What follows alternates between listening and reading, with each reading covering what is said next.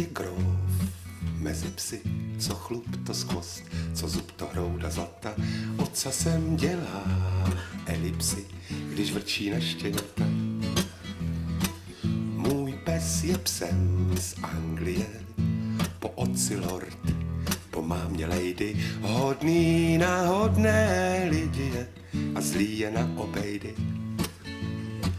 Můj pes má duši, 4 nohy, ocas a uši, chlupaté tělo, krásné, chytré, ale tvrdohlavé čelo, jenom maso a kosti, kouše debilní hosti, jinak se chová vhodně, já ho miluji hodně. Můj pes je psí prototyp, on modelem být mohl, psímu sousoší od pondělí do soboty pro lenoší.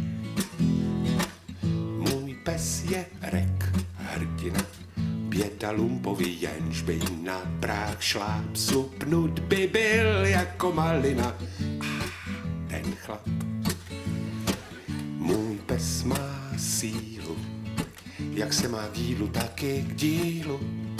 Pelech má u kredence, vysoké je inteligence, jenom maso a kosti, kouše debilní hosti, jinak se chová hodně a já ho miluji hodně. My dog is dog number 1, yeah.